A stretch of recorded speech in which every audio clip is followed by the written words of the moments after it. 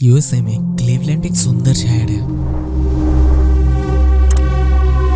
और यहाँ पर यह वाइल्ड कैट केव।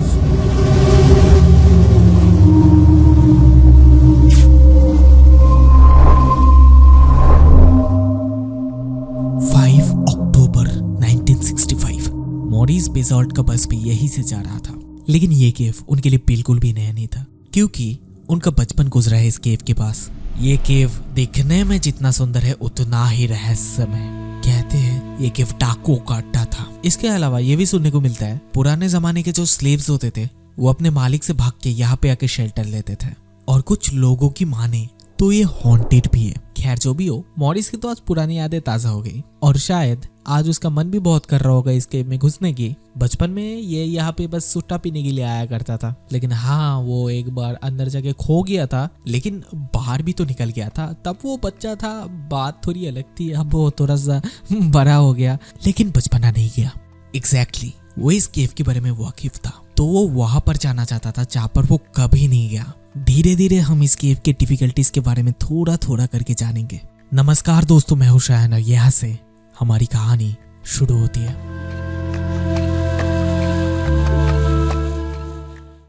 अक्टूबर 5, 1965 मॉरिस बेजॉल्ट वाइल्ड कैट केव। मॉरिस केव में एंटर करता है। कहने का तो प्लान ये था कि वहां पर एक चेम्बर मिलता है, वहां जाना है और वापस आना है। वो चेम्बर कुछ 80 फीट फॉरवर्ड डायरेक्शन पे था, लेकिन ऐसा कुछ तो हो गया जिसके वजह से वो वहां तक कभी पहुंच ही नहीं पाया। मॉरिस मजे से अंदर जा रहा था। जितना वो अंदर जा रहा था टेम्परेचर धीरे धीरे कम भी हो रहा था। केव के अंदर रेजर शार्प लाइमस्टोन निकले हुए थे जो कभी भी उसके शरीर को चीरने के लिए तैयार था। 35 फीट पहुंचने के बाद यहाँ पर एक पत्थर होता है। आप यकीन नहीं करोगे, लेकिन केव में माहौल थोड़ा सा अलग होता है। यहाँ पे डायरेक्शन का उतना पता नहीं चलता। आपको लगेगा कि आप फॉरवर्ड जा रहे हो, लेकिन हमेशा आप सही नहीं होते हो। इस पत्थर की वजह से यहाँ पर जो पैसेज बनता है वो 12 इंच की होती है। हमने नट्टी पट्टी केव में भी ऐसा ही कुछ पैसेज देखा था। यहाँ पर लोग फंस जाते हैं, और अच्छे से समझना है तो ये जगह एक ऑफिस साइज लैपटॉप की स्क्रीन जितनी बड़ी होती है, बस उतना ही स्पेस होता है। शार्प लाइमस्टोन उनके कपड़े को फाड़ रहा था, लेकिन केविंग में इतना तो चलता है। तो रेंगते रेंगते पत्थर तक तो पहुंच गया था। उसके बाद उसे अच्छी तरीके से पता है कि जाना किस तरफ है, लेकिन जरूरी नहीं कि वो सही हो। वो चेम्बर की तरफ जाने के बजाय एक क्रेविस में चला आता है जो धीरे धीरे बहुत ही छोटी होने लग रही थी। ये तो जाहिर है जो चेम्बर का रास्ता था वो भी काफी नैरो था, लेकिन असल में यहाँ से पीछे जाने की वजह आगे जाना ज्यादा आसान होता है। इस केव का पैसेज भी कुछ नट्टी वट्टी केव जैसा ही था। वो विगल करते हुए सामने की तरफ जाते हैं। अंधेरा बहुत था, उसे एक पत्थर फील होता है। पत्थर हटा के अंदर जाना आसान था, तो इसमें ज्यादा सोचने वाली बात नहीं थी। तो वो आगे बढ़ने लगा। जितना वो अंदर जा रहा था पैसेज धीरे धीरे छोटा भी हो रहा था, और वो इस उम्मीद पे इसके बाद मिस्टीरियस चेम्बर तो आने वाला है, लेकिन वो असल में एक डेड एंड था। वो जो पत्थर था वो धीरे धीरे नीचे की तरफ आ रहा है, उसके बॉडी को एक तरीके से धकेल रहा है। वो असल में 15 डिग्री डाउनवर्ड डायरेक्शन पे जा रहा था। हाथ भी ऐसे फंस जाता है कि वो काम करना बंद कर दिया था। वो सिर्फ पैरों के सहारे अपने आप को ऊपर तो पुश नहीं कर सकता। उनका दोस्त केव के बाहर उनके इंतजार कर रहे हैं, मतलब केव के अंदर वो बिल्कुल अकेला है। और सबसे बड़ी गलती, उसके पास कोई लाइट सोर्स भी नहीं था। Black, pitch black. एक 15 साल का बच्चा अंधेरी गुफा में किसी अनजान कोने में रो रहा है। 26 आवर्स का ये सर्वाइवल जर्नी यहाँ से शुरू होता है। नट्टी पट्टी केव के जैसा कार्डियक अरेस्ट का डर तो यहाँ पर भी था। वो जमीन से कुछ 60 फीट की गहराई पे था। बहुत वेट करने के बाद भी मॉरिस वापस नहीं आता, तो मजबूरन उनके दोस्त बस में बैठा टीचर के पास जाते हैं और उनको सारी बात बताता है। उनमें से एक टीचर थे विलियम पावेल। वो अपनी हिम्मत को दिखाते हुए केव के अंदर घुस जाते हैं। असल में ये इस केव की एक सिंपल सी ड्राइंग है बस।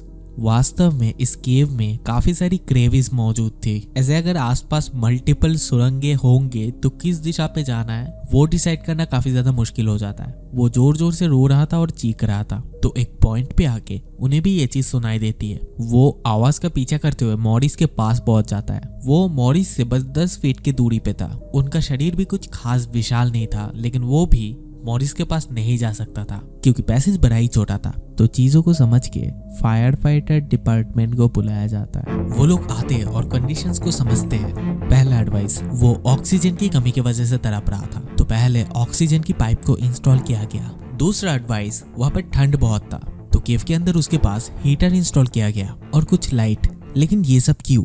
उनमें से ऐसा कोई भी नहीं था कि वहां जाके उसको निकाल पाए। उसे वहां से निकालने के लिए एक ब्रेव छोटा इंसान जरूरत था।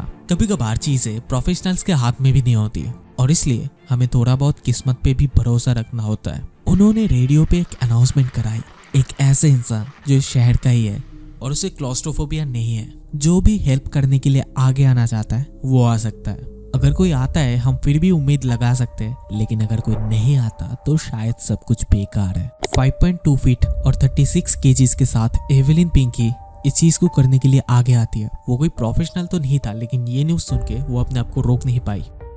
प्लान बड़ा ही सिंपल था। जैसे आपको नट्टी पट्टी केव का याद होगा, एक पुली सिस्टम की तैयारी चल रही थी जिसमें और कुछ नहीं, रस्सी को बांधना होता है और बाहर पुली की मदद से रस्सी को खींचना होता है। पिंकी की बॉडी बहुत परफेक्ट थी इस काम को करने के लिए, लेकिन अनफॉर्चुनेटली वो उसके पास पहुंचने से बस 5 फीट से रह गया। डिसअपॉइंटमेंट।